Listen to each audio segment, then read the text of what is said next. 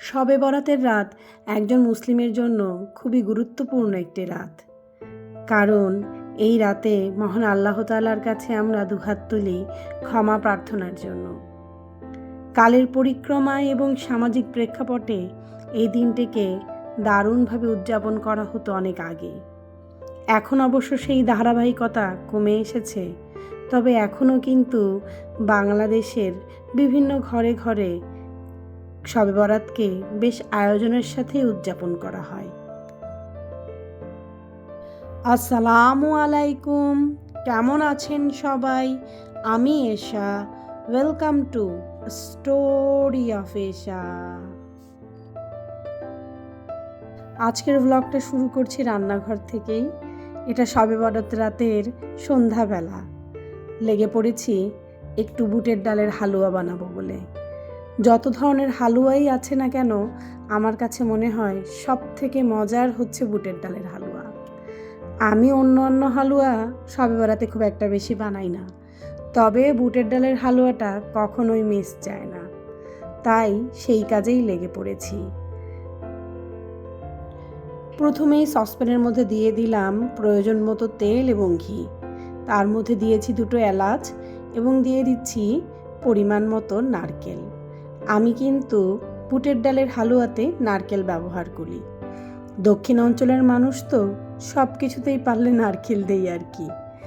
আমি আগে থেকেই বুটের ডালটাকে ভালোভাবে সেদ্ধ করে পানি এবং চিনি দিয়ে ব্লেন্ড করে রেখেছিলাম। নারকেলটা হালকা ভাজা ভাজা হয়ে গোল্ডেন ব্রাউন হয়ে আসলেই তার মধ্যে দিয়ে দেব সেই ব্লেন্ড করে রাখা বুটের ডাল। আমি এখানে আধা কেজির একটু বেশি বুটের ডাল নিয়েছি।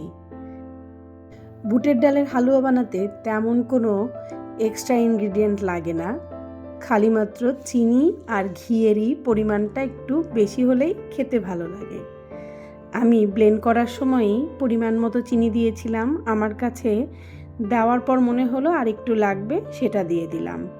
ব্যাস, এখন হচ্ছে নাড়ানাড়ি করার পালা। কারণ বুটের ডালের হালুয়াটা হাতে নেড়ে নেড়েই তৈরি করতে হয়।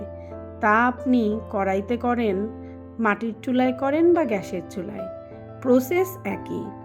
আমার কাছে জর্দার রং ছিল না বা কমলা রং ছিল না, আমি হালকা একটু হলুদ রং দিয়েছি দেখার ভালোর জন্য। অবশ্য রং না দিলেও কোনো সমস্যা নেই। বুটের ডালের হালুয়ার এই পর্যায়টা কিন্তু বেশ সতর্ক থাকতে হয়, কারণ যখন ঘন হয়ে আসার আগে ফুটে ওঠে, এটা হাতে লাগলে কিন্তু পুড়ে যাওয়ার সম্ভাবনা থাকে। দিয়ে দিলাম বেশ খানিকটা গুঁড়া দুধ।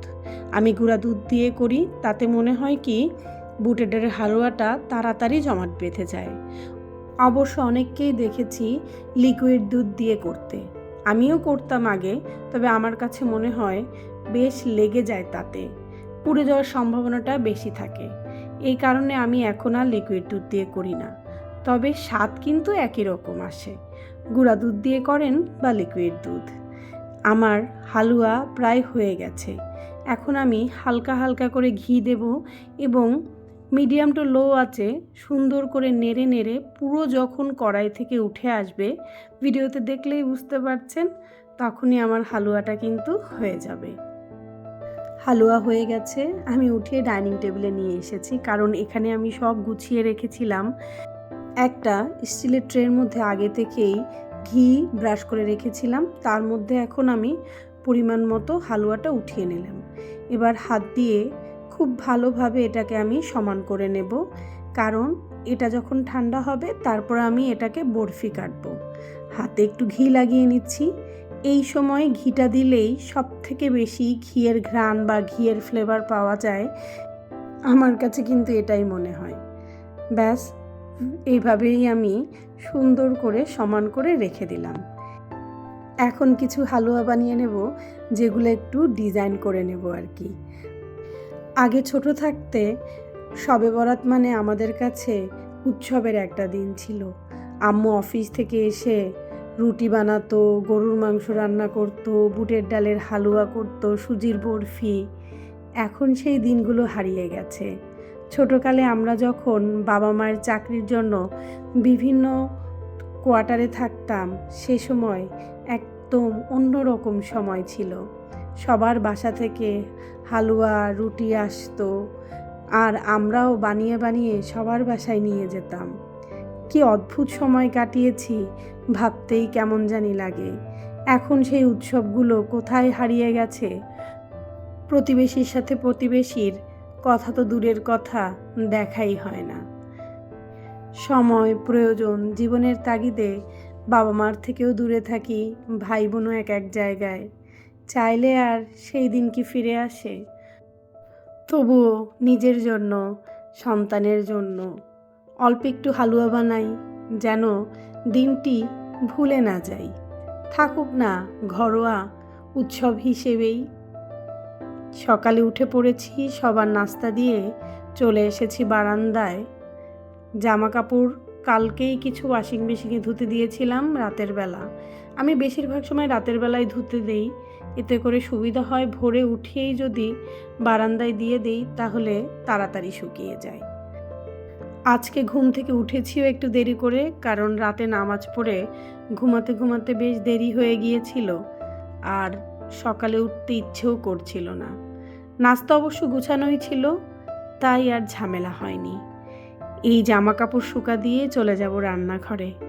সবাই আজকে বাসায়, শবে বরাতের পরের দিন তো সরকারি ছুটি থাকে, তাই রান্নাবান্নাও একটু বেশি। আমার বারান্দার গাছগুলোর অবস্থা খুবই খারাপ। খুলনা যাওয়ার কারণে এগুলোর অবস্থা সত্যিই খুব খারাপ হয়ে আছে। এখন সবগুলো গাছই কেটে এবং খুব ভালো করে মাটি নাড়িয়ে সার দিতে হবে। অবশ্য গরমের দিনও চলে এসেছে, তার আগে কিন্তু গাছ কাটতেই হয়। আমার এই ছোট্ট একটা বাগান বিলাস একটা ডাল এনে লাগিয়েছিলাম, কি পরিমাণ ফুল হয়েছে দেখুন। একটা ছোট্ট ডাল থেকে কি সুন্দর একটা গাছ হয়ে যায়। গাছের এই অদ্ভুত প্রাকৃতিক সৌন্দর্যর কোনো তুলনা হয় না। আমার অন্য বাগান বিলাসগুলোতে এবার খুব একটা বেশি ফুল আসেনি। আমি শীতের সময় এই গাছগুলো কেটে দিয়েছিলাম, দেখুন নতুন পাতায় ভরে গেছে। বর্ষার পানির ছোঁয়া লাগলেই এই গাছগুলো আবার তরতর করে বেয়ে উঠবে। গ্রীষ্মকালে এই গাছগুলো থেকে প্রচুর ফুল পাওয়া যায়।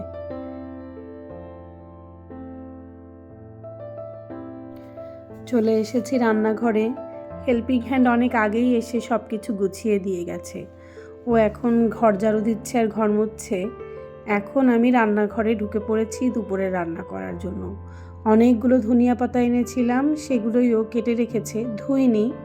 ইচ্ছে আছে একটু ধনিয়া পাতার আচার বানাবো, তার জন্যই বেশি করে আনা। আর এখানে মনে হয় একটু চালের গুঁড়া ছিল, সেটাইও আবার ঢেকে রেখেছে।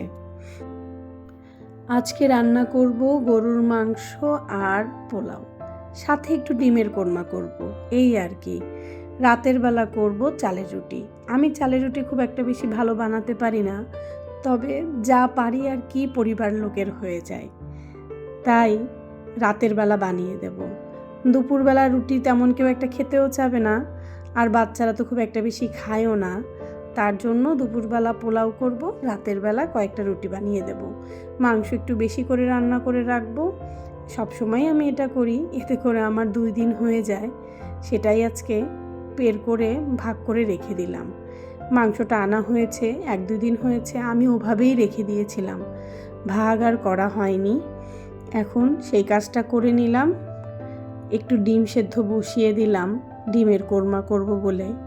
আগে ডিমের কোরমা করতে বেশ ঝক্কি পোহাতে হতো, নারকেলের দুধ দিয়ে করা হতো, তাই এখন অবশ্য আমি লিকুইড দুধের সাথে একটু গুঁড়া দুধ মিলিয়ে ঘন করে নিয়ে তারপরে ডিমের কোরমা করি। খেতে অবশ্য বেশ ভালো লাগে। ডিমের কোরমার একটা রেসিপি আমার এই চ্যানেলটাতে দেওয়া আছে, কিভাবে আপনি গুঁড়া দুধ এবং লিকুইড দুধ দিয়েই শাহি ডিমের কোরমা করতে পারবেন। ভিডিওটা দেখতে চাইলে অবশ্যই ভিডিও লিস্টে গিয়ে খুঁজে নিলেই হবে। আর যদি চান অবশ্যই কমেন্ট বক্সে জানাবেন, আমি ডেসক্রিপশন বক্সে লিঙ্কটা দিয়ে দেব। ভিডিও দেখতে দেখতে যারা এই পর্যায়ে চলে এসেছেন তাদের কাছে একটা রিকোয়েস্ট, ভিডিওটা ভালো লাগলে অবশ্যই একটা লাইক, কমেন্ট এবং শেয়ার করতে ভুলবেন না। আপনাদের এই ভালোবাসা আমার এই ছোট্ট চলার পথের সঙ্গী। আপনাদের ভালোবাসা না পেলে তো আমি সামনে এগোতে পারবো না। হঠাৎ করেই বেশ ঠান্ডা লেগে গেছে, জ্বরও এসেছিল, তাই ভয়েস দিতে আজকে বেশ কষ্ট হয়েছে। জানি না আপনাদের কাছে ভয়েসটা কেমন লাগবে। ভুল ত্রুটি থাকলে অবশ্যই ক্ষমা সুন্দর দৃষ্টিতে দেখবেন। আপনাদের বাসায় শবে বরাতে কী বানানো হয়েছে কমেন্টে কিন্তু অবশ্যই জানিয়ে যাবেন। আর কার কার বুটের হালুয়া আমার মতো ভীষণ পছন্দের তারা কিন্তু অবশ্যই একটা লাভ রিয়্যাক্ট দিয়ে ভিডিওতে কমেন্ট করবেন, তাহলেই বুঝে নেব আপনি আমার দলের লোক। আপনাদের সাথে কথা বলতে বলতে আমার ডিমের কোরমাও হয়ে গেছে, আর একদিকে পোলাও বসিয়ে দিয়েছি। সব শেষে রান্না করব আমি গরুর মাংস। আমি পোলাওটা রান্না করার সময় চালটা বেশি ভাজি না।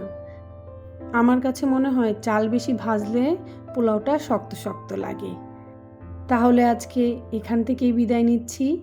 সবাই ভালো থাকবেন, সুস্থ থাকবেন, পরিবারের সাথে আনন্দে থাকবেন, সেই দোয়াই করি। আল্লাহ হাফেজ।